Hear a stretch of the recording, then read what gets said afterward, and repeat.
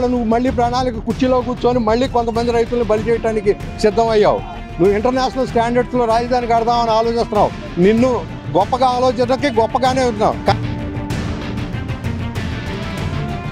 ఏమి ఇవ్వకుండా మేము భూమి తీసేసుకుంటున్నాం, ఎయిర్పోర్ట్ డిక్లేర్ చేసేసాం, దానికి డిక్లేర్ చేసాం అంటే వీళ్ళకి అసలు భూమి ఉండవల్లో నువ్వు భూ సేకరణ భూ సమీకరణ రెండూ సాధించలేక ఇవాళకి ఉన్న ప్రజలకు కూడా ఫ్లాట్లు అయిపోతారు. పొద్దున్నే గీతలకే చిత్తారు, నేలకు తీసుకోవాలి. మళ్ళీ జగన్మోహన్ రెడ్డి అయితే వీళ్ళందరికీ రపరపా తిరగటమే. రెండో విడత భూ సేకరణ చంద్రబాబు ఈ టైంలో చేయడం తప్పు.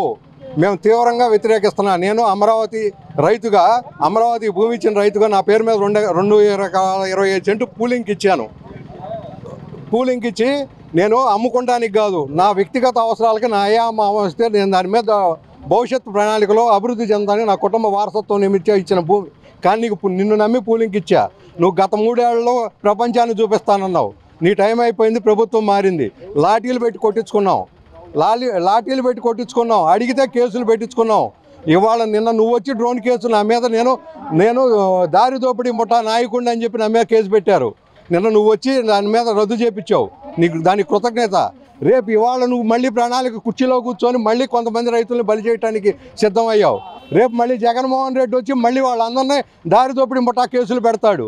ఎల్లకాలం ప్రభుత్వంలో 5 ఏళ్ళు 1825 రోజులే 5 ఏళ్ళు నువ్వు ఇంటర్నేషనల్ స్టాండర్డ్స్లో రాజధాని కడదామని ఆలోచిస్తున్నావు. నిన్ను గొప్పగా ఆలోచించడానికి గొప్పగానే ఉన్నావు. కానీ ఇక్కడ రాజకీయం అట్లేదు. ఇక్కడ రాజకీయం నీచంగా ఉంది. ఈ రాజకీయం ప్రకారం నువ్వు తలొగ్గి దానికి తగ్గట్టుగా పనిచేయి. అది మేము అడిగేది. ఫస్ట్ ఫేజ్ డెవలప్ చేయి.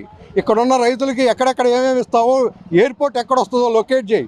వాళ్ళకి ఎలా అభివృద్ధి చేయగలుగుతావో, ఏమేమి వస్తాయో వాళ్ళకి చెప్పి దాని ప్రకారం ఏమి ఇవ్వకుండా మేము భూమి తీసేసుకుంటున్నాం, ఎయిర్పోర్ట్ డిక్లేర్ చేసేసాం, దానికి డిక్లేర్ చేసాం అంటే వీళ్ళకి అసలు భూమి రాజధాని బయట ఇస్తావా, రాజధాని లోపల ఇస్తావా, లేకపోతే ఔటర్ రింగ్ బయట ఉంటుందా, ఔటర్ రింగ్ లోపల ఉంటుందా? ఏది నీ ప్రణాళిక చెప్పి రైతుల దగ్గరికి రా. అది సెకండ్ ఫేజ్లో రైతుల్ని నేను విన్నవించి అడగమని కోరుకునేది, చంద్రబాబు చెప్పేది.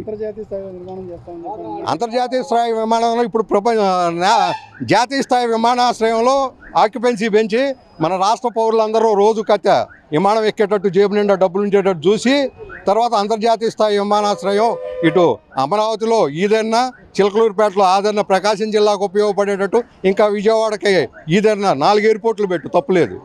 కానీ ఇవాళ ఉన్న పరిస్థితికి తగ్గట్టు పని చేయమని కూడా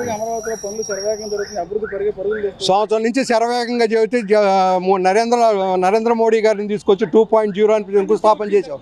4 నెలలు అవుతుంది. 4 నెలల నుంచి కొండవీటి వాగు ముప్పు ప్రాంత కాలువదోమలేకపోయావు. సంవత్సరం అవుతుంది. నువ్వు జగన్మోహన్ రెడ్డి తన ఇంటెమ్మట ఉన్న వాళ్ళని 5 నిమిషాల్లో ఖాళీ చేపించి ఇంటెమ్మట రోడ్డు వేసుకున్నాడు. నువ్వు గెస్ట్ హౌస్లో ఉంటా, అద్దె భవనంలో ఉంటా. గత 5 ఏళ్లలో నీ ఇంటెమ్మట రోడ్డు వేసుకోలేకపోయావు. ఇవాళకు నువ్వు ఇంటెమ్మట రోడ్డు వేసుకోలేకపోయావు. ఉండవల్లో నువ్వు భూ సేకరణ భూ సమీకరణ రెండూ సాధించలేక ఇవాళకి సీడ్ యాక్సెస్ ముందుకు